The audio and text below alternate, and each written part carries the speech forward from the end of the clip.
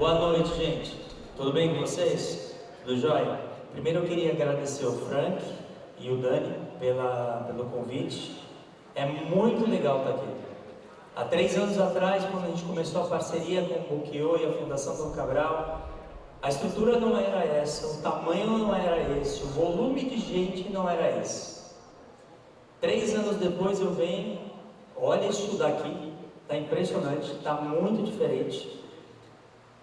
Eu estou com o cabelo mais branco, não igual o Daniel, que aquilo ali está um absurdo de cabelo branco, parece a bandeira do Corinthians, mas o Bukio virou um monstro, é impressionante. Na boa, parabéns, Bukio. De verdade, parabéns. Pessoal, quando eles pediram para a gente falar de vendas, o Dani começa roubando a minha primeira pergunta. Alguém aqui tem problema de vendas? Quem tem problema com vendas, levanta a mão. Agora tá sério, jura? Vendedor é uma raça, né? Eu sou vendedor, então já posso dizer. Quando eles pediram para eu falar um pouco da questão de estruturação de vendas, falar de vendas, eu quis trazer uma conversa com vocês que não ficasse muito no âmbito estratégico lá em cima, que você fica olhando e dizendo assim, mas isso será que resolve o meu problema? Eu não entendi direito.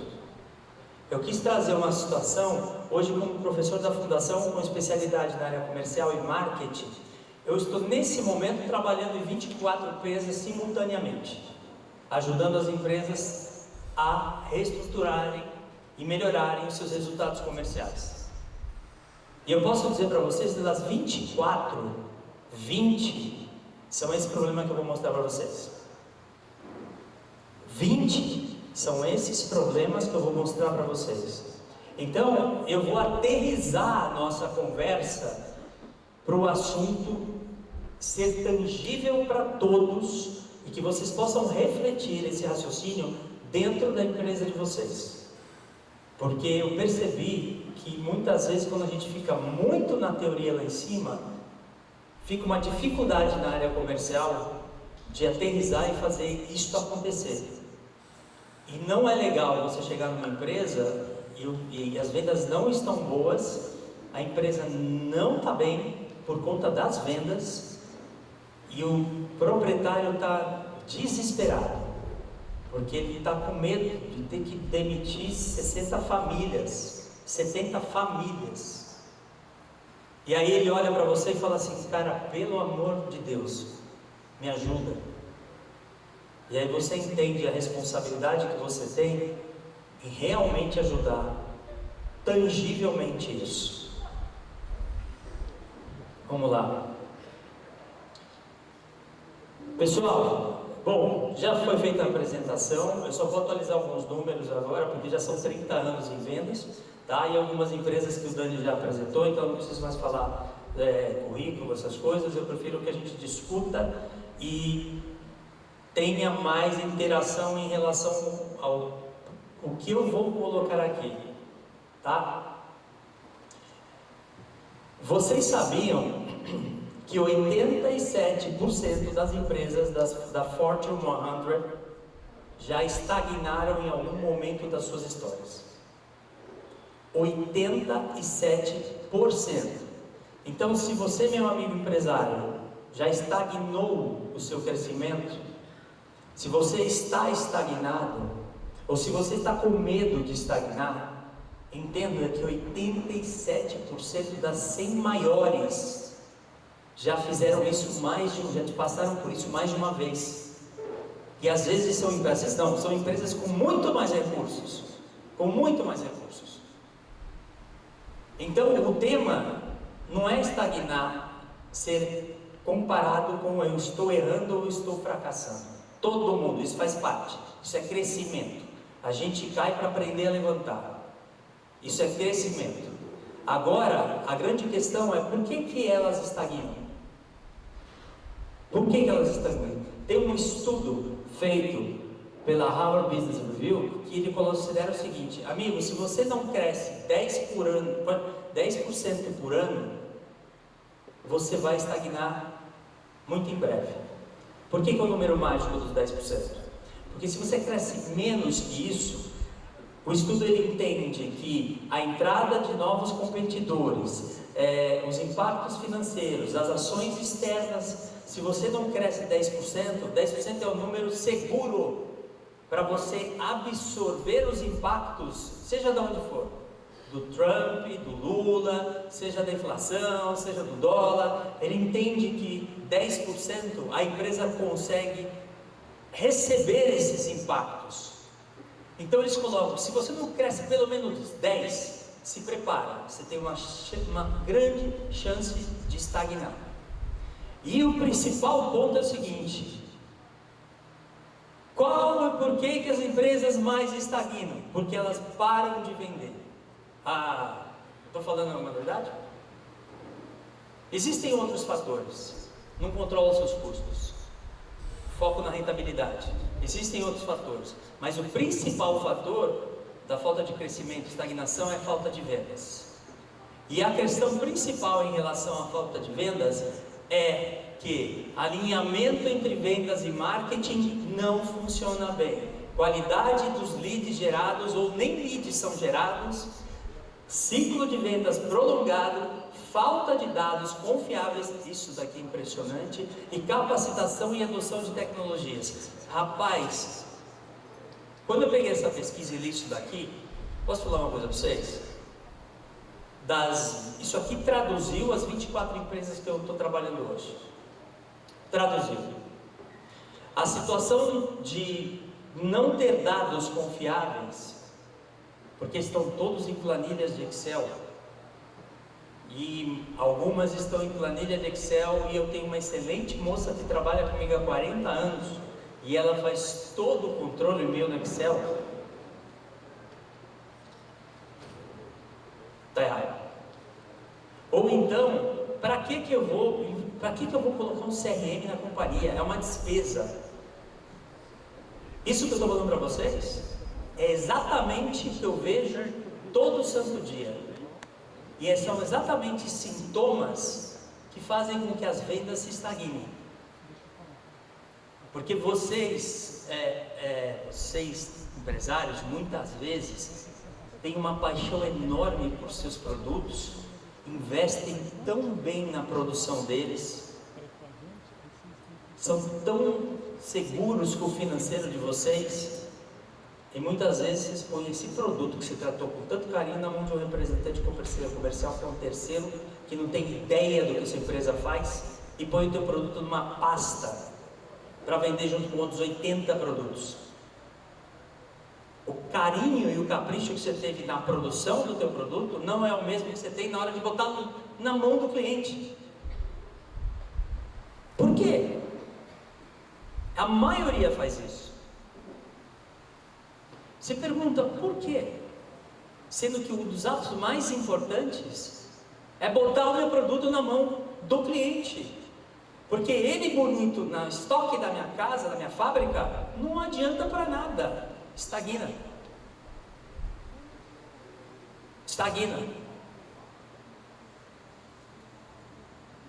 A importância de uma área comercial adaptada ao segmento é o ciclo de vendas. Aqui a gente começa a discutir um pouco como tentar resolver esse problema. Quem aqui conhece essa terminologia? Por favor, levanta a mão. Legal.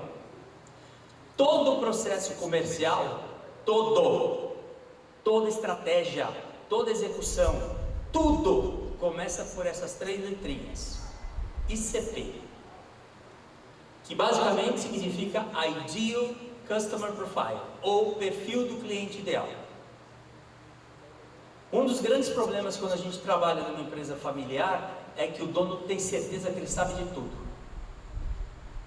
Cara, eu já estou 45, eu vim até aqui, e é verdade. Ele tem um legado por trás disso, e tem que ser respeitado. Mas muitas vezes as coisas em torno dele, eu estou falando fora, mudaram. E ele ainda não soube.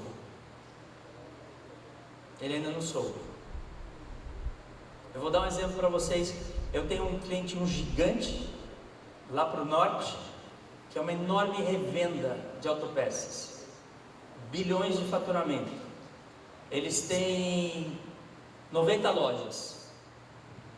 E as vendas despencando. Aí eles me chamaram, a gente começou, a primeira coisa que eu fui tentar entender, 90 lojas. Primeira coisa que eu fui tentar entender é conhecer o ICP. Ou seja, qual segmento, para qual segmento pertence o cliente dele. E a hora que a gente foi fazer um exercício de entender os ICPs, nós chegamos a 16 ICPs distintos.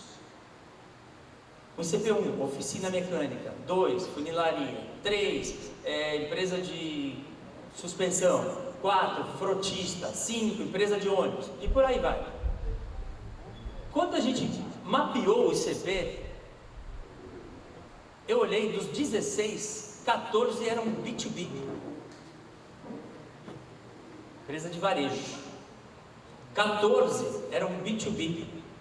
E quando a gente foi entender como os caras estavam comprando hoje, sabe como o cliente dele estava fazendo? O cliente dele é o seguinte: imagina uma oficina mecânica. Você acha que ele tem todas as peças de carro estocadas? Não. Ele abre a oficina dele de manhã, senta na cadeira dele e espera o primeiro cliente dele chegar. Chega lá um Chevette. Porra, fui longe, hein? Caraca. Chega um Chevette. Entra lá o Chevette, falando que está com o carro pulando. Ele levanta a bucha, a mola, o amortecedor, não sei o que, tudo precisa ser trocado. Ele entra em contato com o revendedor por WhatsApp. Eu estou precisando dessa peça, papapá. E ele espera que o negócio venha na loja dele. O grupo estava gastando uma nota em marketing para levar o mecânico para a loja. Não para atendê-lo na oficina dele. Porque assim o grupo cresceu. O pai dos donos construiu uma loja baseada nisso. E os filhos continuaram com a mesma mentalidade. Ai, não é óbvio? Não é óbvio, porque você cresce, você é absorvido pelo teu trabalho. Problema, cara, a empresa de bilhão. Você é absorvido pelo teu trabalho, a ponto de falar, mas espera aí, quer dizer que a oficina mecânica está usando digital para comprar? Tá, querido. Não, mas eu vou nas lojas e já vejo o cara chegar lá de chinelão, todo sujo. É, porque ele não tem outra opção muitas vezes. Mas você está caindo em vendas porque basicamente você está insistindo para o cara, na hora que ele mais precisa da peça, vir para a loja, cara. Faz sentido? Entender que o teu ICP mudou e o comportamento dele é fundamental. E de novo, uma empresa de bilhão. Acontece. Agora, quando você erra o ICP, você também tem um problema.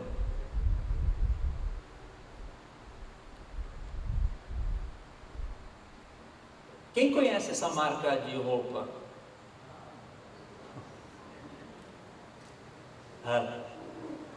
Quem conhece essa marca? A nossa querida Jaguar de carros, acho que alguns conhecem essa história. A nossa querida Jaguar de carros, nos últimos 5 anos, perdeu 70% do seu faturamento. 70% do seu faturamento. Aí a equipe de marketing teve uma ideia brilhante. O que está no hype agora? O que está na moda? Cultura woke. Cultura woke está na moda. Eles pegaram e lançaram uma campanha com este público. Aqui numa questão de juízo de valores, de woke não, é ICP que eu estou falando, tá? Então aqui eles pegaram, lançaram essa campanha, mudaram o logo da marca com mais de 100 anos de vida para esta cor e desenharam este carro para atender a cultura woke. Só que ela só esqueceu de entender uma coisa. Primeiro, qual é o perfil do maldito do ICP que compra carro com ela há 100 anos, cara? É esse aqui ou é esse aqui? Mas ela falou, não, a cultura woke. Resultado, para quem não sabe, a Jaguar, ela hoje pertence ao grupo Tata, que é um conglomerado gigante, dono de Land Rover, de muitas outras marcas. Assim que ela lançou essa campanha, o grupo perdeu na bolsa 4,5% do valor. Do grupo, não foi da Jaguar, do grupo inteiro. Suas ações caíram 4,5%. Aí o que aconteceu? Manda-se embora o diretor de marketing, manda-se embora o diretor de redes sociais, manda-se embora a agência, como se esses caras tomassem decisão sozinho numa multinacional. Como se, né? Ah, foi uma ideia minha. Acordei de manhã e mudei a empresa inteira. O presidente não participou disso. Manda-se embora todo mundo, o presidente vai para as redes sociais, pede milhões de desculpas e tenta resolver o que não é mais resolvível. E termina de queimar com a marca. Uma marca com mais de 100 anos de história, competição, carro. O carro foi carro do James Bond, gente. Em filme, pelo amor de Deus. Aí o cara me mete um trem desse. E sabe o que é o pior? Além de ele ignorar o próprio ICP, ele não estudou o ICP para onde ele estava indo. Porque o pessoal da cultura woke não está nem aí para carro.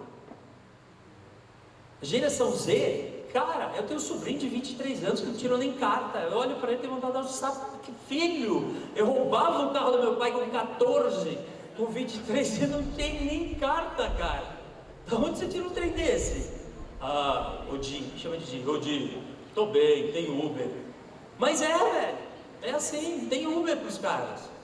E o cara resolve lançar um carro para essa geração que não está nem aí para carro. Você percebe como é inteligente isso? E nós estamos falando da Jaguar.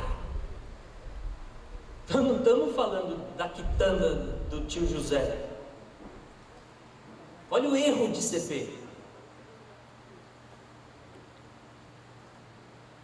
Minha querida Budweiser, não é, prefiro outra cerveja, Jaguar. Budweiser, a cerveja mais vendida dos Estados Unidos, maravilhosa, estava na mão de tudo quanto é jogador, esportista, já teve na mão da Harley Davidson, já teve cowboy tomando Budweiser, é a cerveja do americano feliz. Aí a equipe de marketing, mais uma vez, teve uma estreia brilhante, já lançando a Bud Light. Aí eles resolveram botar uma trans para lançar a Bud Light. De novo, não é juízo de valor, é ICP que eu estou falando. Se eles tivessem inventado uma outra cerveja com outro nome e ter pego essa influência trans, provavelmente teria vendido um monte. Mas a Bud, cara, que quem toma é musculoso, que quem toma tem uma fileira de namoradas, quem toma da Harley Davidson, é jogador de futebol, Messi, Neymar, chuta a canela do outro, toma Budweiser depois, todo mundo junto. Aí ele pega e me põe uma trans para tomar cerveja, filho, não. Resultado, do dia do lançamento começou um boicote da Budweiser. Ela perdeu 26% de vendas, 26%, deixou de ser a cerveja mais vendida dos Estados Unidos. Valor de mercado caiu 4 bilhões, porque simplesmente não estudou o quê? O ICP. Ah, vou lá e lança que está tudo bem. Aí eu estou falando para vocês, gente, tem que fazer um troço desse. A Bud errou, a Jaguar errou. Olha que absurdo. Então, o primeiro passo, que quando você está querendo mexer na tua equipe comercial, está querendo montar e dar agilidade para a sua equipe comercial, é entender qual é o teu ICP, segmento, perfil, e entender o que eu faço, qual é o comportamento desse segmento. Como é que ele está absorvendo os produtos? É via WhatsApp? Via rede social? Ou ele prefere que eu ligue nele? Ele prefere que o vendedor vá pessoalmente? São absorções diferentes. Você está crente que eu vou botar uma equipe de vendas na rua e o cara quer um WhatsApp. Não enche o saco, ele me manda um WhatsApp e a gente conversa. Está errando. O cara fala árabe, você está falando aramaico. O cara está errando. No momento que você entende o teu ICP, vem os ciclos comerciais. Se vocês começarem a pensar dessa forma, vai ficar mais fácil vocês entenderem o que vocês têm que fazer em casa. Todo departamento comercial, ele tem dois lados, sempre, e pense dessa maneira. Do lado esquerdo é como eu trago dinheiro novo para a companhia, como eu prospecto. Do lado direito é como eu mantenho a minha carteira de clientes e crio possibilidade de crescimento dentro dela. Se vocês começam a entender que toda equipe comercial tem dois grandes grupos a serem trabalhados, deixa eu te contar uma coisa: o que você faz aqui é diferente do que você faz ali.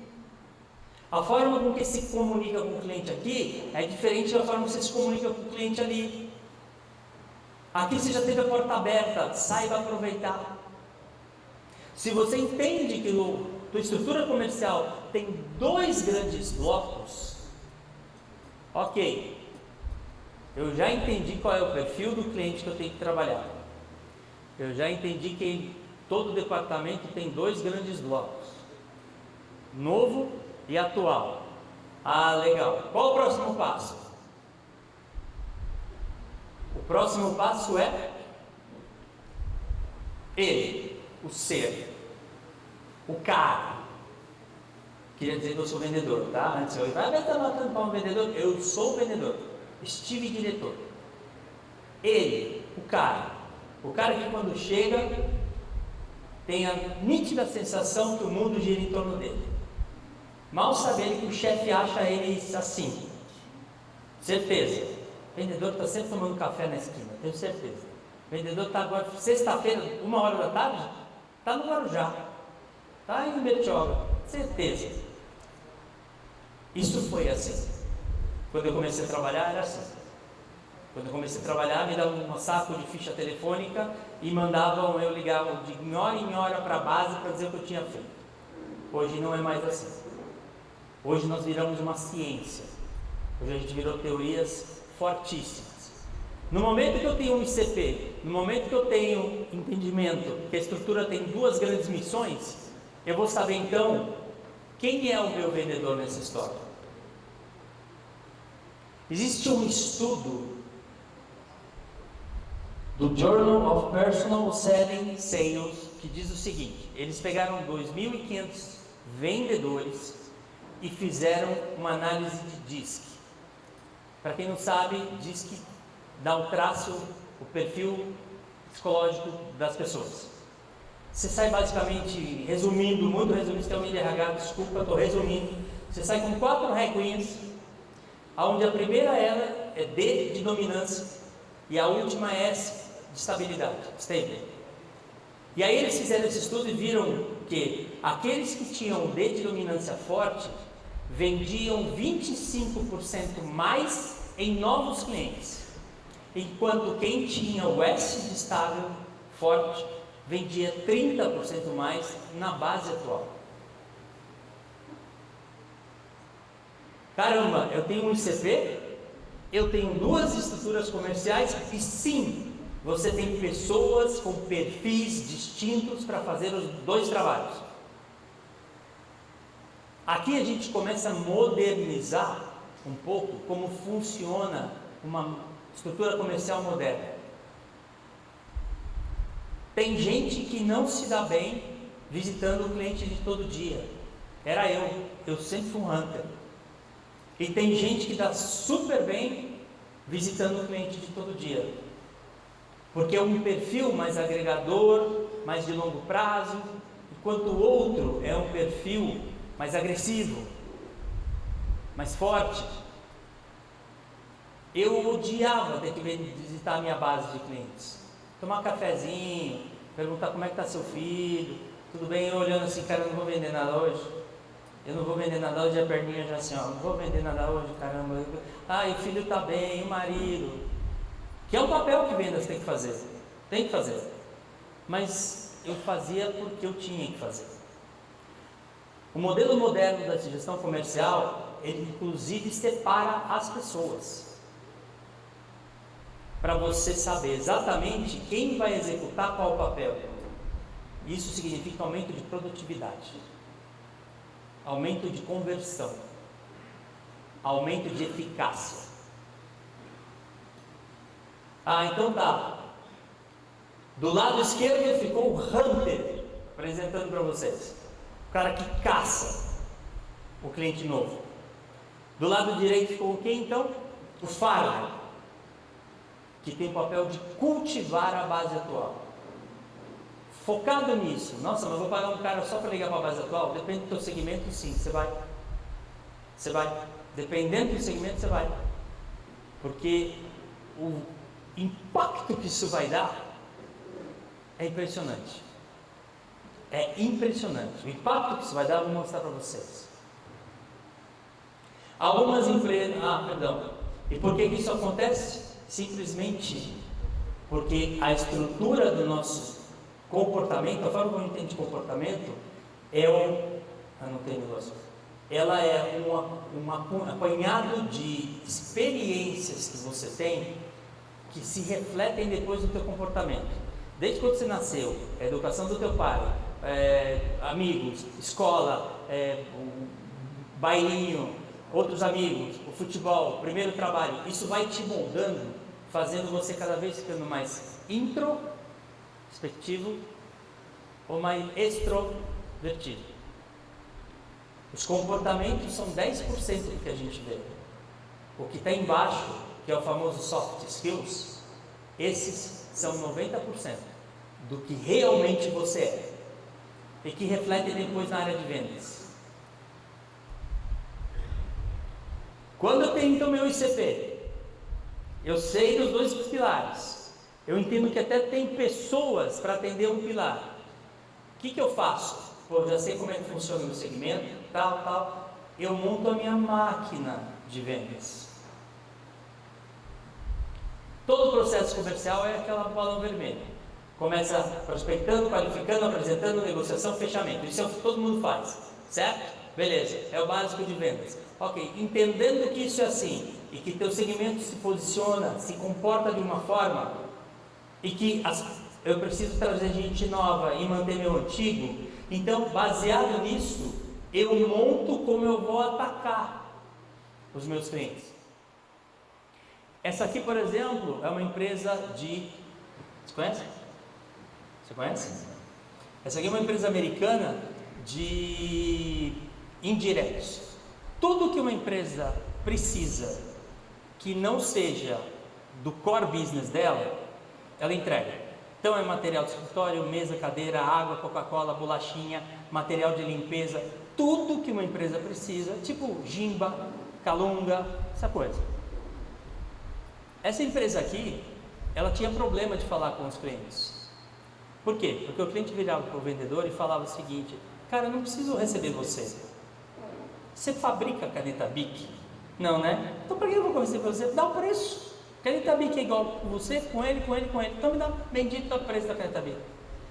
Só que quando ela foi conhecer o ICP, ela percebeu uma coisa: cara, eu não sou uma empresa de material de escritório, eu sou uma empresa de logística.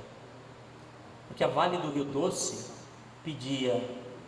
ligava e pedia um lápis, borracha, caneta para entregar no Pará. No dia seguinte, o Pará ligava e falava: me dá outro lápis, borracha, caneta para entregar no Pará. Quando ela começou, como assim? Perceber que o problema era logístico, ela mudou a proposta dela e começou a mandar a proposta para o cliente da seguinte forma: preço da caneta R$ 1,50, preço da entrega no Pará R$ 26, R$ 27,50 a caneta. Aí o comprador virou e falou assim: dá para você me explicar o que você está fazendo?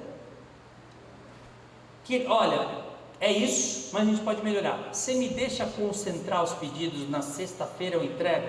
Já tentei fazer isso, só dá pau, ninguém não está nem aí para material de escritório, e eu não quero encher um saco, porque o produto de vocês eu recebo ligação 20 horas por dia, porque ele atende da faxineira ao presidente da empresa.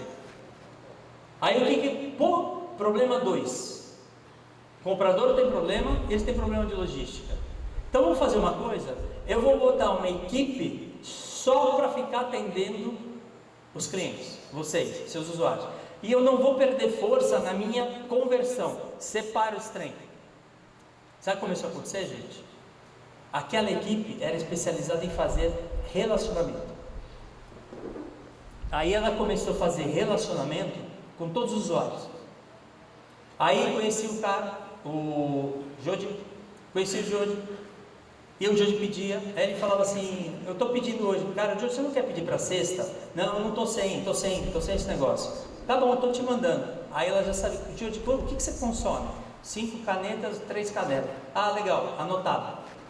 Aí chegava e fazia o seguinte, uma semana antes de acabar o período de 5 canetas e 3 cadernos, ela ligava para o Jodi. Ô Jodi, dá uma olhada no teu estoque aí. Rapaz, ainda bem que você me ligou, está acabando. Pode te entregar na sexta? Legal, começou a consolidar as entregas. Quem que fez isso? A equipe de relacionamento, que tinha o cliente o tempo inteiro fazendo o controle dele. Se fosse para o vendedor fazer isso, ele parava de converter clientes novos. Ele parava de fazer isso. E sabe o que acabou acontecendo, cara? Foi alucinante esse case. Porque aí ela começou a gerar relacionamento, diminuiu o custo.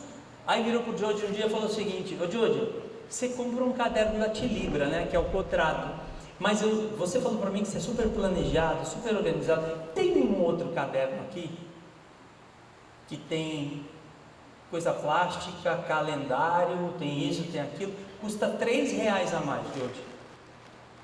O Jodi, controlando o seu orçamento, falava, pode me mandar. Resumo da história, exemplo, Embraer. Tem alguém da Embraer aqui?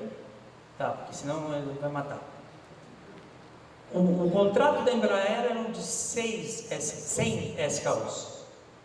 Ao final do contrato de 4 anos, eles compravam 800 SKUs. Porque houve um trabalho muito forte desse pessoal em relacionamento e expansão lá dentro. Que se fosse posto o vendedor para ficar fazendo os dois, um dos dois ele deixava de fazer. Estão me entendendo? Estão entendendo?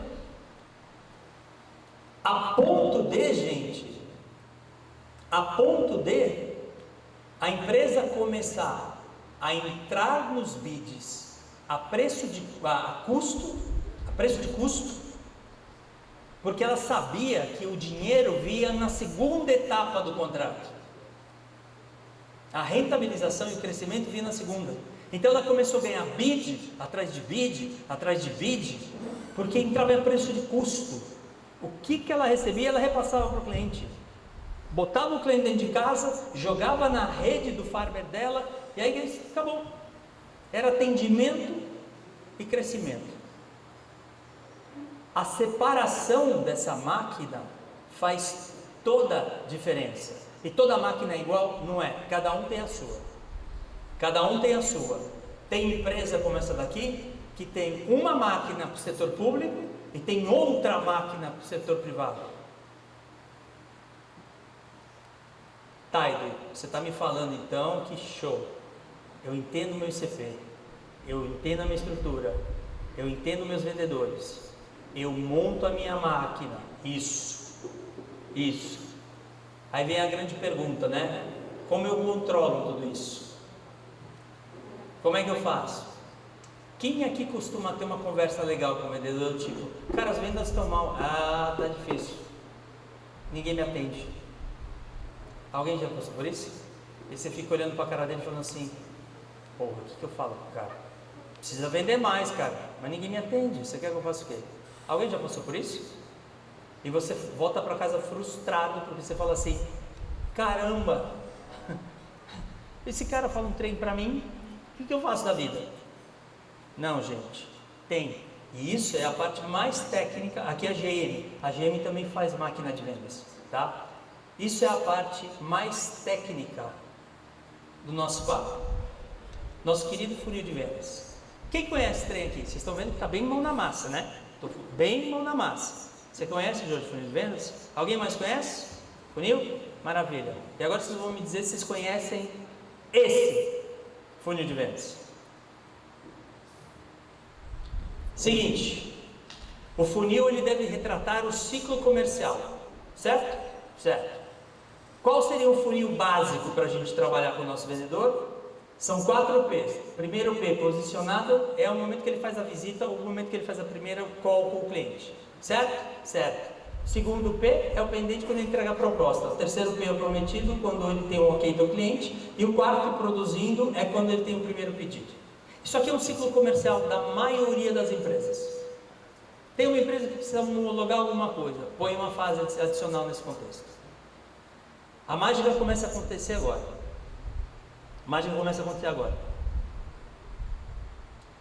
Olha só que bacana. Boca de funil. Imagina a seguinte situação então. Você tem 10 empresas na boca do funil. Começou o mês com 10 empresas na boca do seu funil. Fechou uma de R$1.000. Só que você tinha uma meta de R$2.000. O que você tem que fazer? Botar mais 10 empresas lá em cima, gente, você fecha 2. Sabe por quê? Porque na média dos últimos 6 meses, 10 empresas você fecha 1. Então, como venda você não pode cravar nada, você vai pelo comportamento dos últimos 6 meses. Eu pego e fecho uma a mais, o quê? Gente, é só eu botar mais 10 empresas na boca do funil? É uma solução, querido. A segunda solução é o seguinte: se a minha taxa de conversão está 10%, então eu converto duas empresas. Eu bato a minha meta. Mas se eu sei que a minha taxa de conversão é 10, eu vou precisar passar para 20, então eu sei que eu preciso convertê-la. Só que eu vou mostrar para vocês que a bendita da ferramenta diz aonde você está errando. Para quando você conversar com o seu vendedor, você nunca mais passar aperto. Terceira situação, tempo médio. Se eu sei que eu demoro, em vez de 30 dias, 60 para fechar, o que eu tenho que fazer? Eu vou ter que trabalhar mais empresas, porque eu demoro 2 meses para fechar. Se eu sei que o meu ticket médio é de R$500 que tenho no meu pipeline e não de 1.000, eu tenho que dobrar. Agora, se eu tenho todos os dados, lembra um dos problemas que é dado? Se eu tenho todos os dados de como está o pipeline da minha empresa, tudo ao mesmo tempo agora, eu sei exatamente o que vai acontecer com o meu resultado. Se você tem uma meta de R$1 milhão no mês, e você entra dentro do mês com R$1 milhão no pipeline, e com este funil, você vai bater a meta? Só de taxa de conversão já derrubou você. E quantos aqui que trabalham com algum tipo de funil falam, não, ó, estamos entrando no mês bem, estamos com volume, chega no final do mês e fala, ah, caramba, o que aconteceu? Não bati a meta. Alguém já passou por isso? Caramba, mas estava tudo quente. Porque as pessoas usam o funil assim, né? É frio, morno, quente. Para, é dado. Sabe qual a parte legal, gente? E aí é a parte que eu adoro. Hoje eu fiz 2 workshops, incluindo o funil de vendas. Essa é a parte que eu mais gosto. Primeira fase, imagina o seguinte: 10 contas, cai uma. Se da primeira fase para a segunda fase você tem 10, só passam 2, aonde está o seu problema? Entre a primeira fase e a segunda, você vai perguntar: 1, meus leads estão bons? Ou 2, a minha fase de negociação, meu vendedor está sabendo convencer o cliente, porque ele perdeu tudo ali. A ferramenta te disse onde estava o problema da conversão.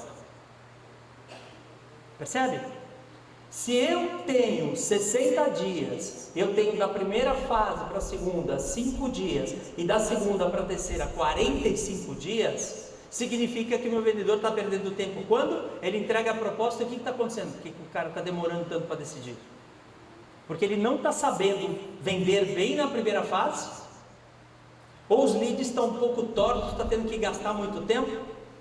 A ferramenta te disse aonde você tem que atuar com o teu vendedor. Estão percebendo? Ela diz, cara, para você aonde você tem que botar atenção. Você não vai mais encontrar teu vendedor e falar assim, tá ruim hoje, hein? Como é que estão as... Não, tá lá. Ah, mas e se o cara não preencheu o CRM? Essa é a parte que eu mais gosto. A gente sempre implementa isso nas empresas. Vendedor, deixa eu explicar uma coisa para você. Se não está no CRM, não existe. Ah, mas eu tenho na minha planilha. Eu não vou falar um palavrão, eu respeito as mulheres que estão aqui. Você que se exploda. Se não está no CRM, não existe. E se não existir, duas não existências, você não está mais na empresa. Olha que simples para você. Como isso? Então, ou você preenche, ou você não está mais na empresa. Se não está no CRM, não existe. Está claro, vendedor? Ótimo. Então, deixa eu explicar. Me explica por que você está com uma taxa de conversão de 10%, sendo que você recebeu 120 leads e converteu apenas 4. A tua gestão da área comercial muda. Você tem o seu ICP, você tem os 2 blocos, você escolheu os seus vendedores, você fez a máquina funcionar e a comissão inclusive é atrelada ao resultado do outro e você controlou tudo com isso.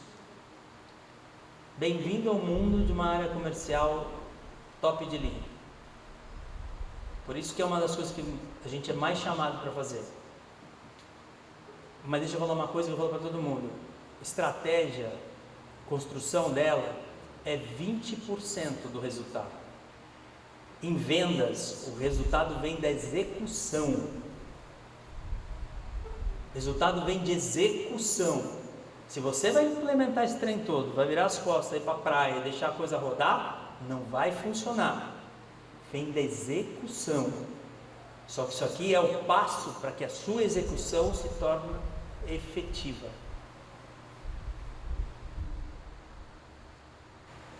No final, gente, a tua empresa é um conglomerado de funis. Você tem o funil do marketing, está vendo o ICP lá em cima? O ICP está lá, o marketing está no meio, com todas as fases, trazendo o cliente para você. E aí, dependendo de como é tua máquina de vendas, você tem o funil do qualifier, que é o cara que qualifica, e você tem o funil do vendedor.